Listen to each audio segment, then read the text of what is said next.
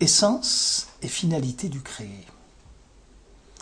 Lorsqu'on jette un coup d'œil sur le texte biblique, nous trouvons des formules comme Vayar Elohim et kol asher asa vehinet tov me'od. Dieu vit tout ce qu'il avait fait et voilà que c'est très bon. Ou encore Ki amarti olam chesed ibane. Je me suis dit que le monde ne peut subsister que par la bonté. Ou bien Midat Adin ou Midat Arachamim Brivriat Haolam, l'aspect de rigueur et l'aspect de compassion ensemble, en synthèse, lors de la création du monde. Nous allons jeter un coup d'œil sur la littérature rabbinique depuis le Haut Moyen-Âge jusqu'à nous pour comprendre un peu de quoi il s'agit. Pour Rabbi Yehuda Halevi, au Moyen-Âge, le créé et la création, par conséquent la créature, la création, sont une action permanente de l'Éternel. Dans le livre de Kuzari, il écrit que Dieu donne des forces et continue à prodiguer l'énergie dans toutes ses créatures à chaque instant. Et si, par malheur, cette énergie de Dieu venait à cesser, le monde serait réduit à néant. C'est la raison pour laquelle nous disons dans nos prières Dieu qui innove, qui renouvelle tous les jours le monde, c'est-à-dire tous les jours il lui donne des énergies nouvelles pour continuer.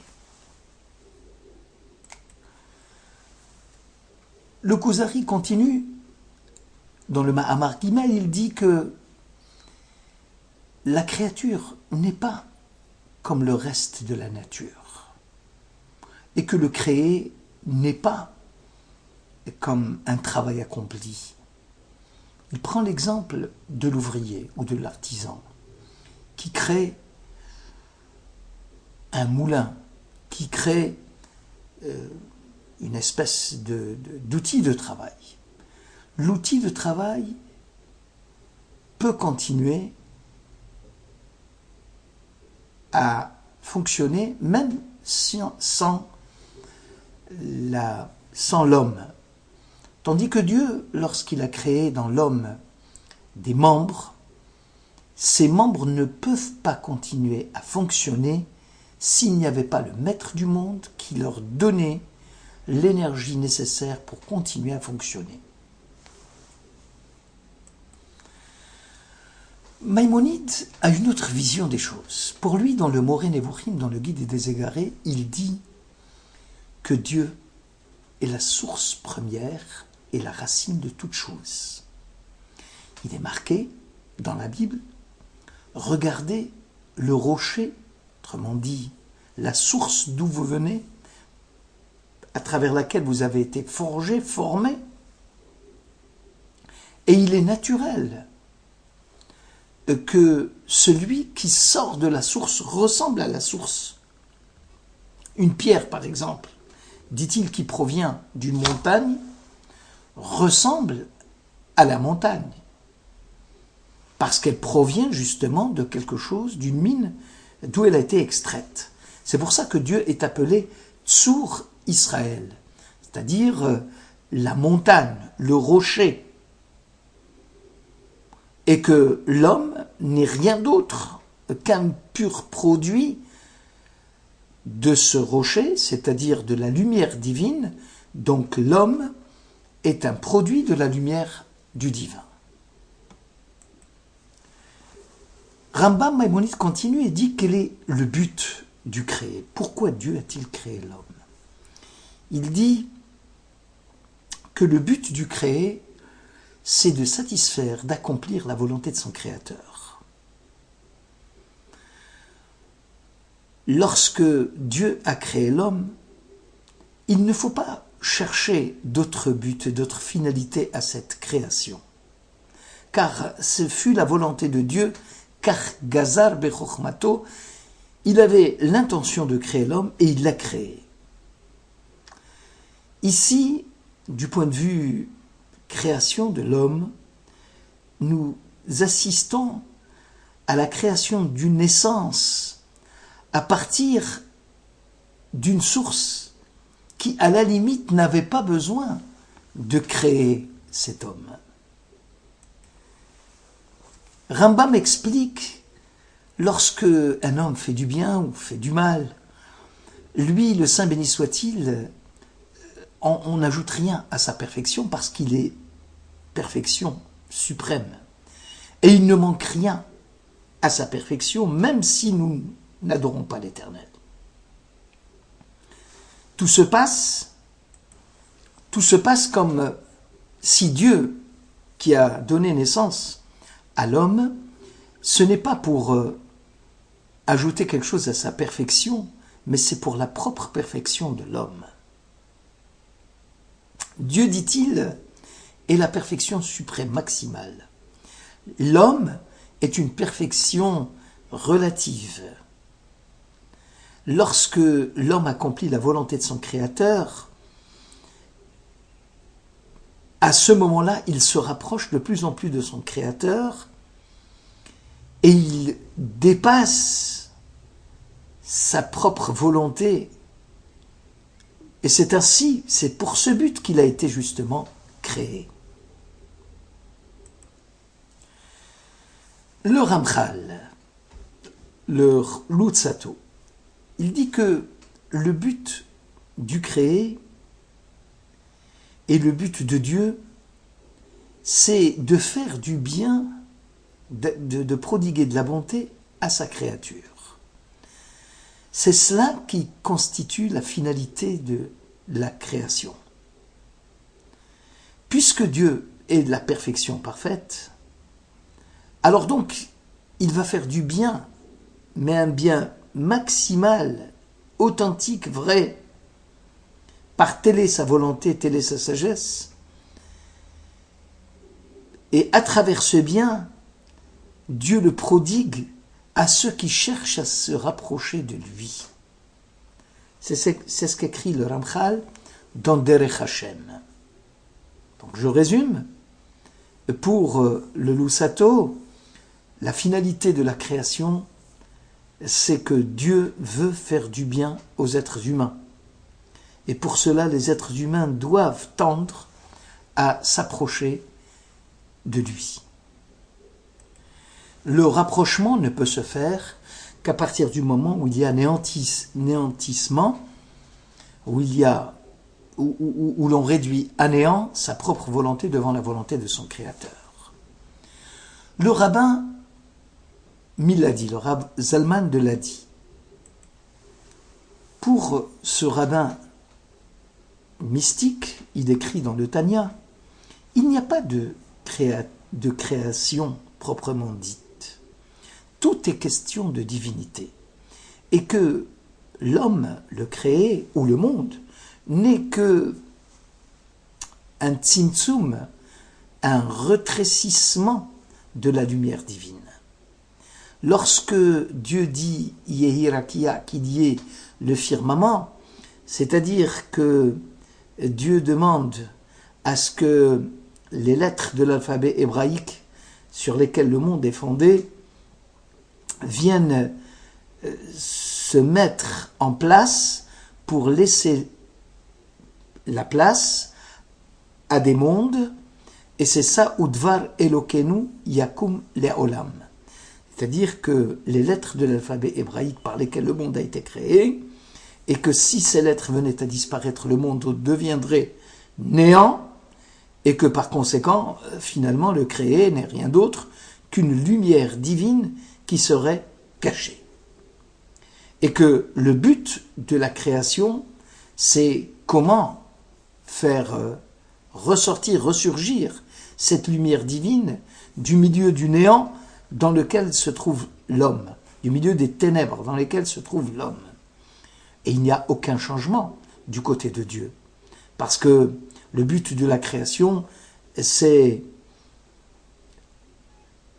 que les gens ici-bas puissent connaître la divinité. Ceux qui reçoivent la lumière divine, ils la reçoivent à travers une série d'écrans et qui n'arrivent pas à laisser percer la lumière puisqu'elle est retenue au fur et à mesure qu'on arrive du monde de l'émanation, au monde de la formation, au monde de l'action, jusqu'au monde de l'action, cette lumière, de plus en plus, est retenue. Et que la finalité de la création, du créer, c'est de jeter la lumière, de montrer cette lumière dans ce monde, alors que c'est un monde qui est plongé dans les ténèbres. Donc le monde, la terre ferme que nous connaissons, si les lettres des 10 paroles venaient à disparaître, eh bien le monde serait chaos, serait tohu-bohu. Et par conséquent, l'énergie qui est donnée au monde et à tout ce qui est créé dans le monde se fait par une synthèse, par un jeu des 22 lettres de l'alphabet hébraïque, et qui sont les habits du monde, pour ainsi dire, et qui permettent au monde d'être créé. Plus proche de nous, le rabbin Hirsch. Dans Igeret Safon, il écrit que le monde n'est pas uniquement un monde de struggle for life, un combat pour la vie.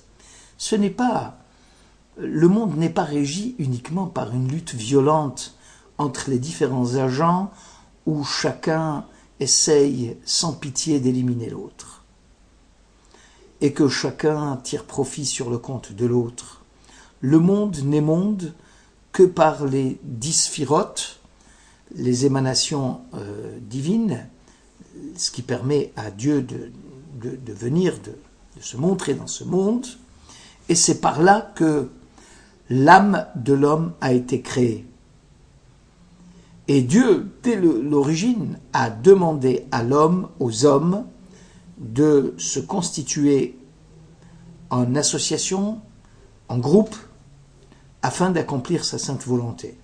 Et c'est après qu'il y a eu une division des hommes, et chaque être humain a une mission, et une seule, propre, à accomplir dans ce monde, et que l'ensemble de ces missions de ce monde contribue à la création du monde. Et par conséquent, la loi de la nature, c'est la loi de l'entraide réciproque entre les différents agents. Autant pour le rabbin de Ladi, lorsque toutes les forces contradictoires de notre monde seront soumises et que les ténèbres deviendront lumière et que la lumière surgira de cette lutte entre lumière et ténèbres, autant pour le rabbin Hirsch, le monde constitue une seule et même unité où chacun permet dans ce système l'existence de l'autre. Et que chaque existence, chaque action de chacun des créés doit avoir comme pensée première de faire régner la bonté comme étant fondatrice du monde, puisque chacun dans ce monde reçoit et donne, ainsi chaque être créé et chaque être qui est par rapport au Créateur, dans la mesure de ses forces, doit contribuer au bien-être général. Et personne, celui qui pense plutôt qu'il va se couper du reste du monde, et c'est comme si demain, dans un arbre, il y avait des branches et qui allaient être coupées, eh bien, il se coupe également de l'arbre. Il n'y a aucun être dans le monde qui pourrait utiliser ses propres moyens pour lui-même seul. Il s'agit ici de celui qui donne et de celui qui reçoit en vue d'un but précis, de celui qui est influencé, de celui qui influence les autres dans un but précis. Voilà le but de la création. Pour nous résumer, pour Rabbi Yehuda Levi, le monde ne peut vivre que par une action quotidienne du Maître du monde. Pour le Rambam, Dieu est la source du monde et que, à partir de ce rocher, il prodigue l'énergie au reste du monde et que le but de la création, c'est d'accomplir la volonté du Créateur. Pour Ramchal, pour le Luzzatto, c'est l'homme doit agir pour montrer quel est le but de Dieu, c'est-à-dire comment prodiguer la bonté dans le monde. Pour le rabbin de Miladi, c'est comment montrer la lumière divine qui est enfouie dans le monde, et que c'est ça le rôle de l'homme, c'est de sortir cette lumière et de la faire surgir du milieu des ténèbres. Pour le rabbin Hirsch, l'essentiel de la création, c'est l'entraide, c'est le fait que nul ne peut vivre sans recevoir et donner, nul ne peut s'isoler du reste du monde. Merci de votre écoute.